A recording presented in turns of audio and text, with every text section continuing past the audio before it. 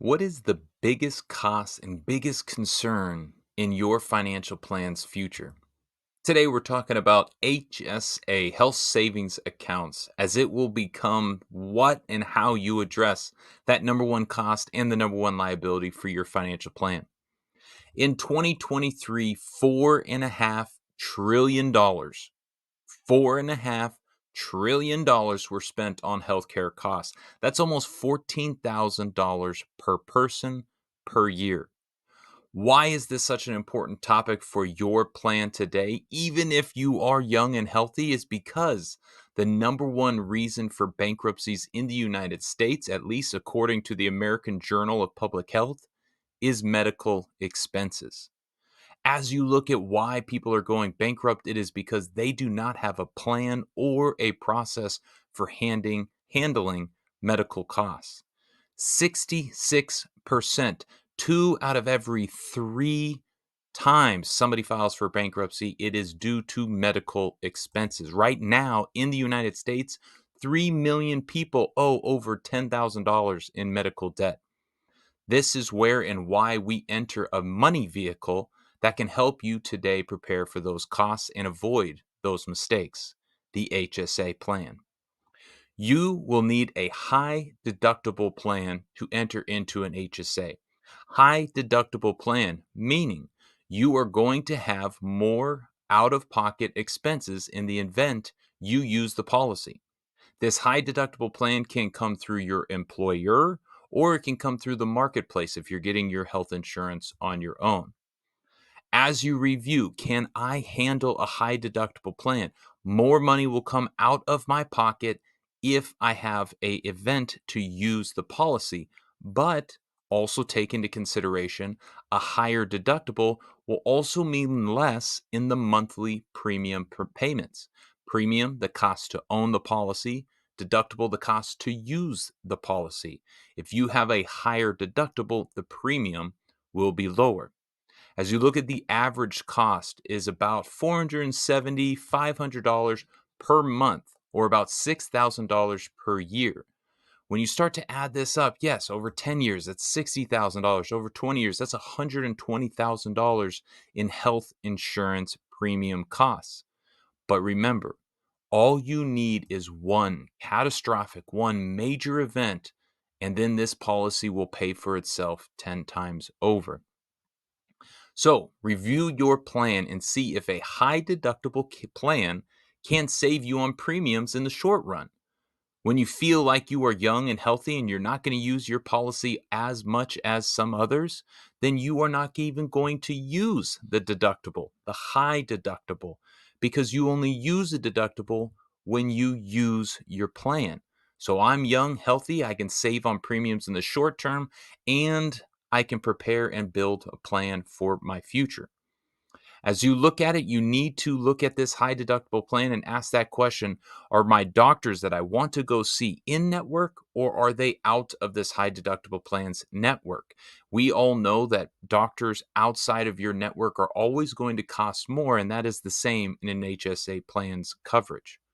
If you look at that out of that network, you got to be able to see, does it out cost the idea that I'm going to save on premiums in the short run? Are those doctors I need to and want to go see worth that little extra cost, even though they are out of network?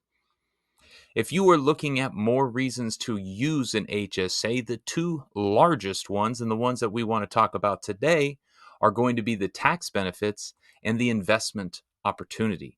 I have to pause on the tax benefit side.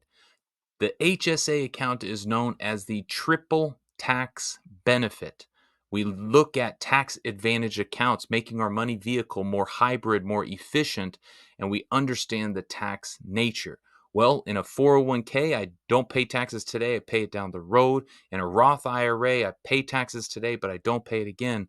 As you look at an HSA, a health savings account, you are first going to get a tax deduction this year, decreasing your taxable income with that tax deduction. You get to defer any capital gains, any taxes within the account while it is invested. And then the most important and why it is the triple tax wow is because you can use these dollars tax free, even with the investment gains, tax free for medical care and medical cost. Can you imagine getting a tax deduction today, letting your dollars grow tax deferred, and then using them tax free? That is the benefit of this HSA account. Now, the dollars in your account can also be invested. So, as you look at all the tax benefits, you also need to take into consideration the investment advantage. With any investment, you need to measure your time horizon and your risk tolerance that you want to take on. But if you see these dollars in the HSAs covering costs far into the future, these are for when I am older and have higher medical costs, then you can create dollars in this account by investing them tax free. As you look at investing, you should set an annual rebalancing date, as you would with any other investment account, to review these HSA dollars and how they are being invested. I know you're probably asking, well, I have a 401k. Can I also do an HSA? And the answer is absolutely.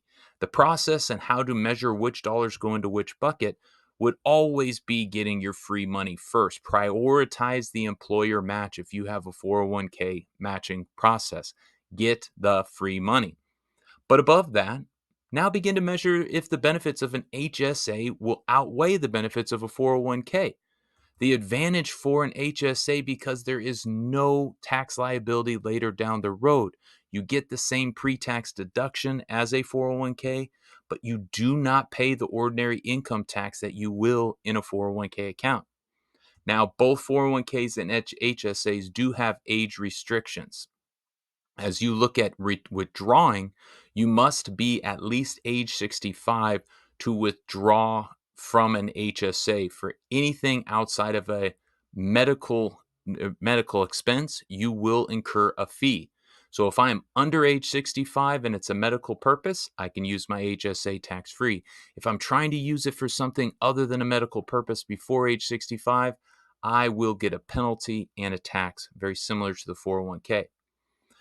But as you look at these dollars, even after you become 65, you can use HSA dollars for anything, including your retirement. So it kind of transitions into a neat account while understanding if I am over 65 and I'm using it for just my living needs, I'll then have to pay a income tax like a 401k account. So there is a tax liability if not used for healthcare and costs. When you look at limits, well, how much can I put into my HSA? If you're an individual in 2024, it's going to be $4,150. If you have a family account, it's going to double up to $8,300.